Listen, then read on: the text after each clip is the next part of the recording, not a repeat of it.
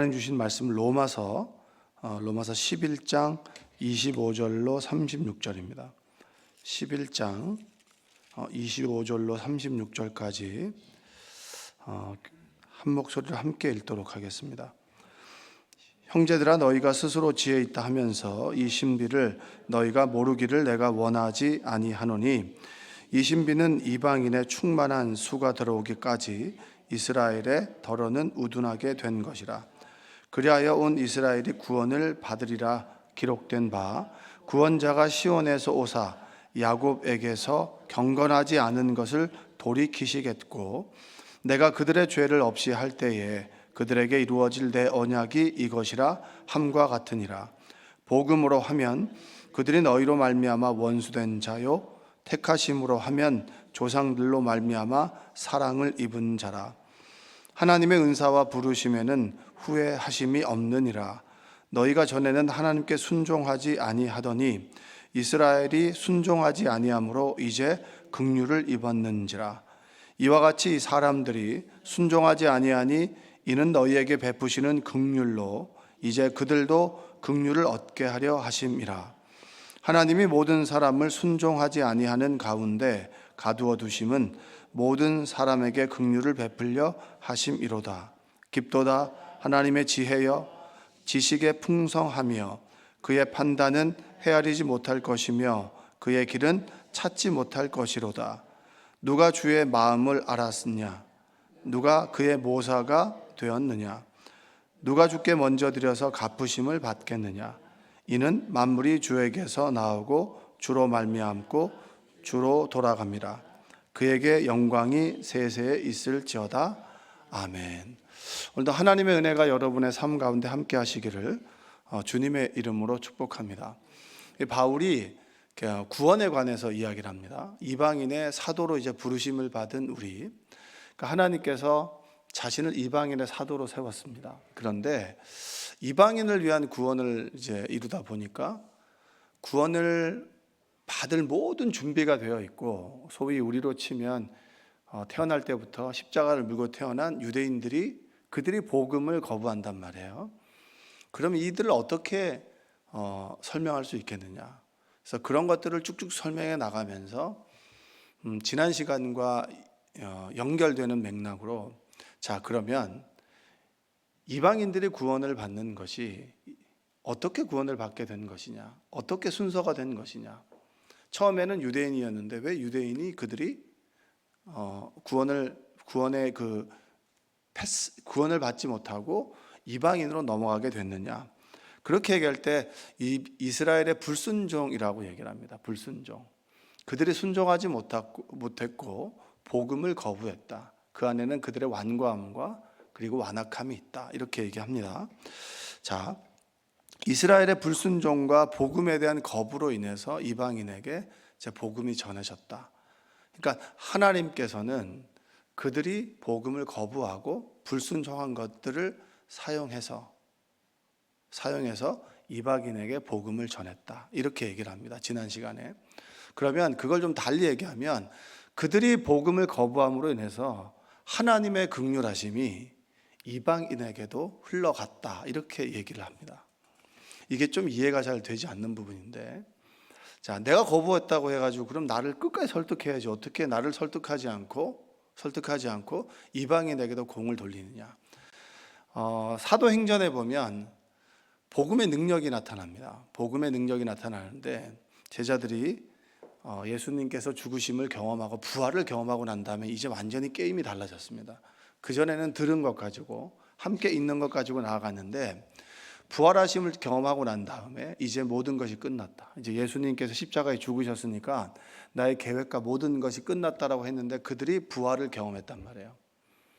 엠마오로 가는 두 제자는 주님께서 찾아가셨고, 베드로는 낙향한 베드로를 불러 다시 그들을 만나 주셨습니다. 그리고 달라지셨죠. 그리고 베드로가 복음을 전할 때마다 기적이 나타납니다. 기적이 나타난단 말이에요. 그랬을 때 이제는 예수님을 죽였던 이 권력자들이 두려운 거예요.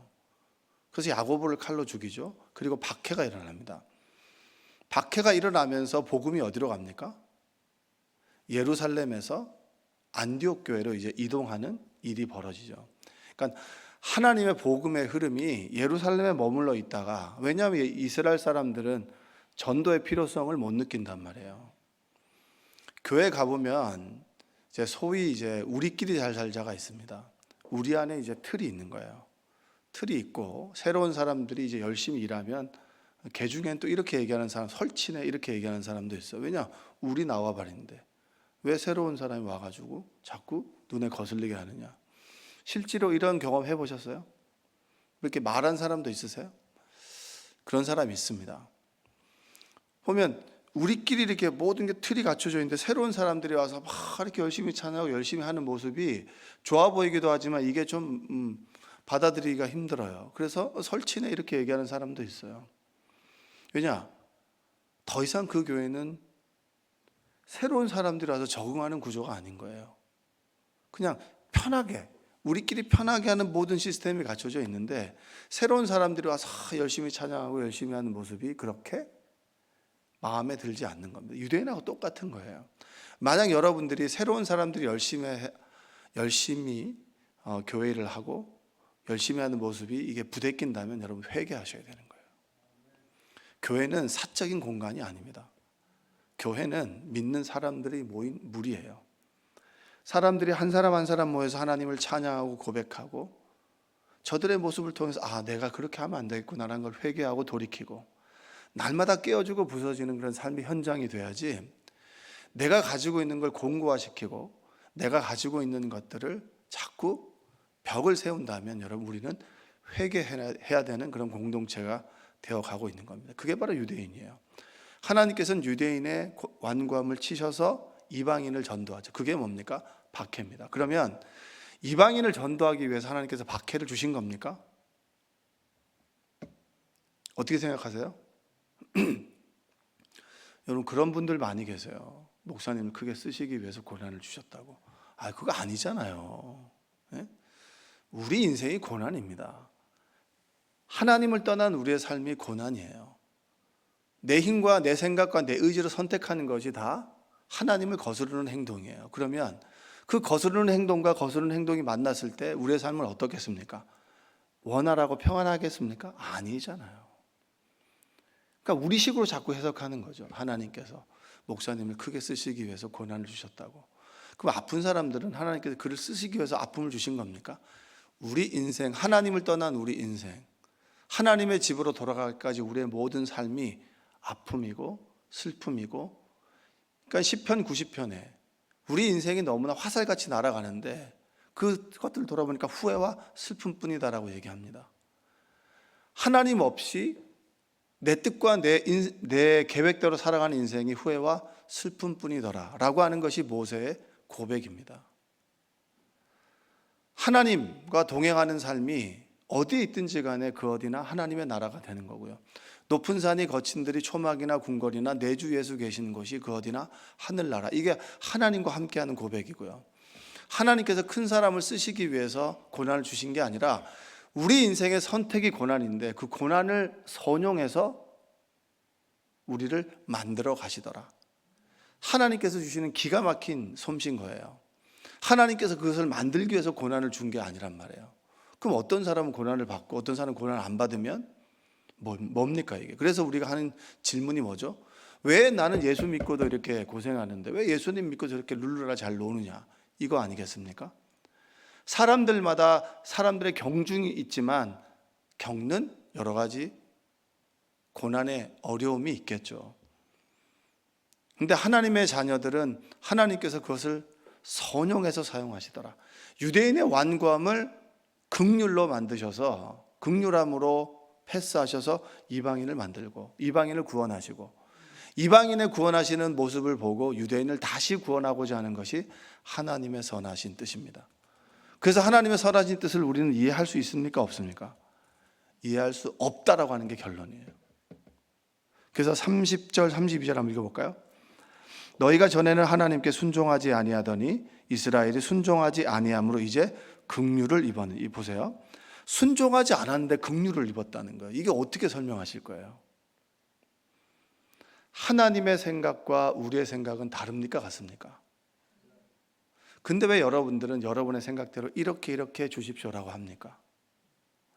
그렇게 하나님께 기도하더라도 하나님께서 다른 것을 주신다면 하나님의 생각이 나보다 높고 다르고 깊다라고 하는 것을 인정하는 것이 뭐죠? 믿음입니다. 아멘. 이스라엘이 순종하지 아니함으로 긍휼을 입었다는 거예요. 이게 말이 됩니까? 이방인이 긍휼을 입었다. 31절, 이와 같이 사람들이 순종하지 아니하니 이는 너희에게 베푸시는 긍휼로 이제 그들도 긍휼을 얻게 하려 하심이라. 유대인들에게 긍휼을 베풀어 주셨는데 그들이 받아들이지 않았습니다. 그 긍휼이 어디로 갑니까? 이방인에게도 간. 이방인이 긍휼을 입었다. 그 긍휼이 어디로 갑니까? 다시 유대인에게로 돌아온다. 여러분들이 그렇게 얘기하지 않습니까? 나도 저 때는 뜨거웠다고. 나도 저렇게 막 이렇게 할 때가 있었는데 사라졌다고. 왜 그걸 보여주십니까? 하나님께서 주시는 은혜가 다시 나오게, 나에게로. 이방인이 구원을 받는 것을 보면서 유대인이 시기해서 내가 하나님을 믿겠지라고 하는 게 하나님의 선하신 뜻이라면, 내가 식어진 이 열정, 믿음, 그것을 뜨거운 사람들을 통해서 다시 한번 회복시키고자 하는 것이 하나님의 선하신 뜻입니다. 그래서 여러분 옆에 뜨거운 믿음의 소유자가 있는 것은 설치내가 아니고, 그 믿음으로, 그 믿음이 나에게 다시 전이 되기를, 그걸 원하시는 것이 하나님의 뜻입니다. 그래서 열심히 신앙생활 하는 사람들은 뭐죠? 열심히 신앙생활 하도록 여러분들이 도와주고 다독다독 해주고 기도해 줘야 되는 것이지, 저는 많이 봤어요. 그래서 이게 어떤 패턴인지 아십니까? 그렇게 한마디로 상처 입은 사람들이 교회를 떠나요. 그리고 다른 교회에 가서는 뭐라고 얘기하냐면, 제가 전에 교회에서 상처를 많이 받았습니다. 그래서 교회 공동체 깊숙이 못 들어가요. 그냥 예배만 드리겠습니다. 그러면 그 믿음이 더 깊어질까요? 아니면 더 얕아질까요? 얕아지는 거예요. 말한 사람도 그렇고 들은 사람도 그렇고, 내가 열심히 하면 누군가 나에게 안 좋은 소리 하는 사람이 있겠지. 왜냐, 사람인데 뭐. 내가 누군가에게 안 좋은 소리를 한다는 그 즉시 누군가도 나에게 안 좋은 소리 하고 있다라고 하는 걸 인정하는 거예요. 근데 나는 저 사람에게 비판하지만 내가 그런 소리를 들으면 막 버럭버럭 하는 사람이 있거든요. 그게 잘못된 거예요. 대접받고자 하는 대로 대접했는데, 내가 그 사람에게 얘기했는데 왜 그 사람도 내 얘기 못합니까? 다른 사람 왜 내 얘기 못합니까? 그럼 그 얘기 들으면 주님 앞에 나가서, 하나님, 제가 제 입술로 지었던 죄들을 회개합니다 라고 자신을 돌아보는 것이 믿음 생활입니다. 할렐루야. 32절에 보면, 하나님의 모든 사람을 순종하지 아니하는 가운데 가두어 두심은 모든 사람에게 긍휼을 베풀려 하심이로다. 여러분들이 자식들을 위해서나 남편을 위해서 기도하는 사람들이 있습니다. 왜 돌아오지 않을까? 왜 하나님께서는 저 사람의 기도는 들어주는데 나의 기도는 들어주지 않습니까? 얼마나 가슴 아픕니까? 돌아오지 않는 자녀들을 위해서 기도하고 그들의 구원을 위해서 기도하는 어머니와 아버지들이 얼마나 많이 있습니까? 근데 기도하면서 우리가 드는 마음은 뭐죠? 좌절과 절망입니다. 왜 저 사람은 돌아오는데 왜 우리 자녀는 돌아오지 않는가? 그 이유가 날 자책하기도 하고, 그리고 정말 내가 뭘 잘못했다, 그때 이걸 했어야 되는데 라고 하는 후회와 슬픔이 찾아오기도 합니다. 그렇죠? 여러분, 그 후회와 슬픔, 내가 잘못된 선택, 나의 완고함, 그때는 몰랐던 그 어리석음을 선용하셔서 하나님의 긍휼을 베푸신다. 아멘. 후회하고 자책할 것이 아니라 긍휼로 만드시는 하나님을 믿고 그 하나님을 신뢰하며 오늘도 믿음 가운데 살아가자. 이것이 바로 바울이 우리에게 주는 권면이에요.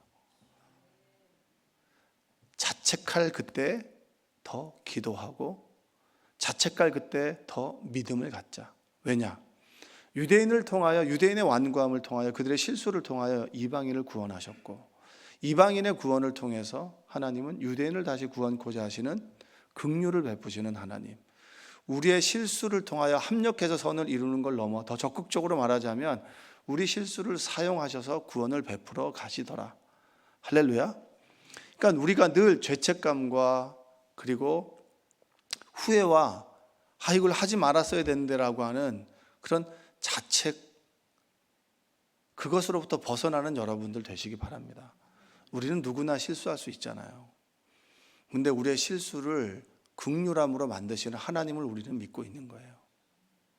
그 하나님을 믿고 있기 때문에 우리는 자책과 후회가 아니라 기쁨과 감사가, 그리고 하나님께서 하실 일에 기대감으로 살아갈 수가 있는 겁니다. 할렐루야.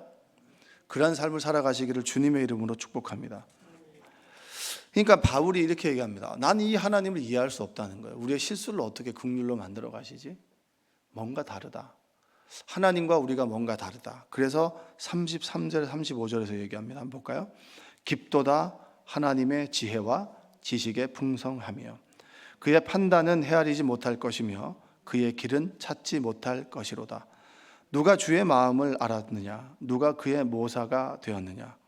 누가 주께 먼저 드려서 갚으심을 받겠느냐? 그러니까 바울이 생각할 때는 이런 도식을 이해할 수 없는 거예요.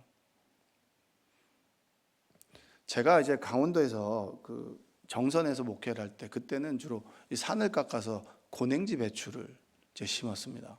그럼 고냉지 배추를 심으려면 뭐 이렇게 그 모종도 사고 여러 가지 비료도 사려면 항상 농협에서 대출을 받아요. 그럼 이 사람들이 빚에 허덕입니다. 근데 이게 어떤 거냐면은 남부지방에 홍수가 나요. 비가 내려서 홍수가 나면 이게 밭을 쓸어가 버리잖아요. 그러면 배추 농사를 심은 사람들이 망하죠. 그러면 강원도 사람들은 웃어요. 마음 아픈 거 알고 그 사람들이 어떤 이제 어려움에 처할 것도 알지만 배추값이 올라가거든요. 그리고 강원도에 막 이제 그때 막 홍수가 쳐가지고 이렇게 배추 농사가 망하잖아요. 그럼 아래 사람들이 웃어요. 배추값이 올라가거든요. 근데 위에도 비도 안 내리고 아래도 비도 안 내리잖아요. 풍년이잖아요. 가라없습니다. 왜냐하면 이게 배추값이 안 나오거든요. 투자한 만큼 돈이 안 나온단 말이에요. 여러분, 우리 세상이 뭡니까? 그거 아니에요? 얘가 하나를 틀려야 내가 1등으로 올라가는 거 아니겠습니까? 누구를 밟아야 내가 올라가는 거 아니겠어요? 승진이 그런 거 아니겠어요? 여러분, 우리 아들 승진하게 해달라요, 하게 해주세요라고 하는 기도는 누구야? 누구를 밟고 올라가야 된다는 거 아니에요? 그렇습니까? 안 그렇습니까?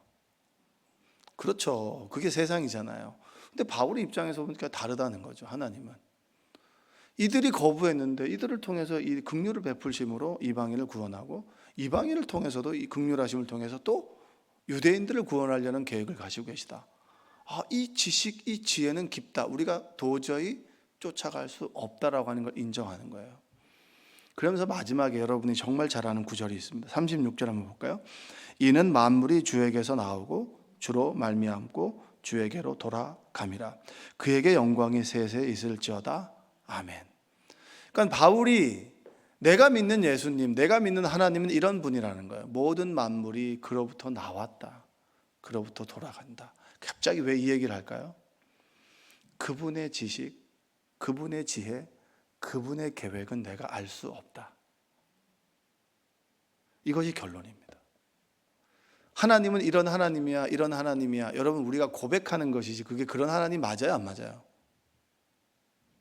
아니잖아요. 여러분의 삶에서, 여러분의 인생 가운데 30년, 40년 동안 만났던 하나님이 그 하나님의 전부입니까? 그래서 모세가 하나님을 만나고 당신 이름이 뭡니까? 네가 왜 내 이름을 알려고 하냐고. 나는 스스로 있는 자다. 네가 규정할 수 없고, 네가 그렇게 정의할 수 없고, 네가 이런 하나님이다라고 말할 수 없는 사람이 나야. 자, 그런 하나님을 우리가 믿고 아버지라고 섬기고 있습니다. 여러분의 인생 가운데 이해하지 못할 일이 일어날 수 있어요. 왜 하나님 저에게 이런 일을 주십니까? 라고 말할 수 있겠죠. 이해할 수 없는 하나님이기 때문에 우리 인생 가운데 이해할 수 없는 일이 생깁니다.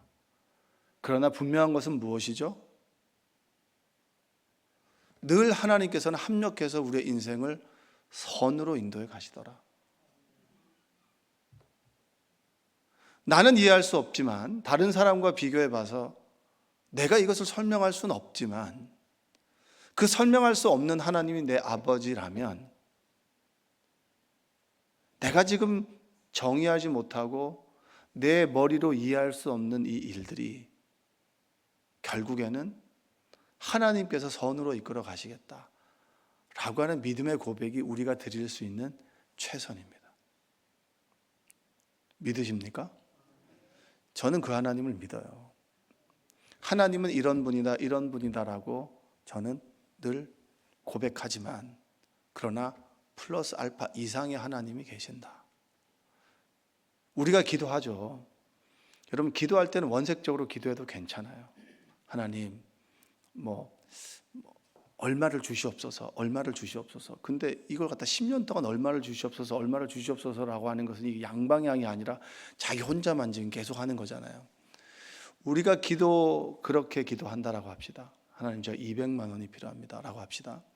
그러면 하나님과의 귀한 만남을 통해서 크시고 이해하시고, 그 다음에 그분의 계획하시고 만물이 주에게서 돌아오고 주에게로 돌아감이라, 그 하나님을 만나면서 우리의 기도 제목이 바뀝니까? 안 바뀝니까? 안 바뀌는 건 기적이에요. 네? 안 바뀌는 것도 기적이에요. 대화하는 사람 중에 그런 사람이 있어요. 남자들이 보면 엄청 얘기를 많이 하거든요. 근데 할 말이 많아요. 왜냐하면 자기 할 말만 하거든요. 친구들 보면 막 얘기하는데 결론이 안 나요. 왜냐하면 너는 너 얘기하고 나는 나 얘기하고 계속 똑같은 자기 하고 싶은 얘기만 2시간 동안 하니까 얘기는 많이 했는데 결론이 없어요. 안 듣고 내 얘기만 하는 사람은 변하지 않겠죠. 그러나 얕은 지식 가지고 넓은 지식고 깊은 지식의 하나님과 기도하다 보면 하나님께서 주시는 마음이 있지 않겠습니까? 그렇다 보면 변화되겠죠. 어린아이와 같은 믿음이 조금 변화되겠죠. 여러분의 10년 전과 지금, 그리고 1년 전과 그리고 오늘을 비교해 보면 변화되어 있지 않겠습니까? 변화되어 있지 않는다면 여러분 방향을 잘못 택한 거예요. 우리가 경쟁해야 되는 것은 저 집사님, 저 사람이 아니에요. 어제 내 믿음, 어제 나와 경쟁하는 것이지 누구와 경쟁하고 시샘하고 질투하는 거 아니라고 하는 거예요. 어제 내가 어떻게 살았나, 어떤 생각을 가지고 살았나, 내가 어제의 믿음은 올곧은 믿음이었나. 회개합니다. 이 크신 하나님을 내가 믿고도 늘 자정과 절망이었다. 하나님, 회개합니다.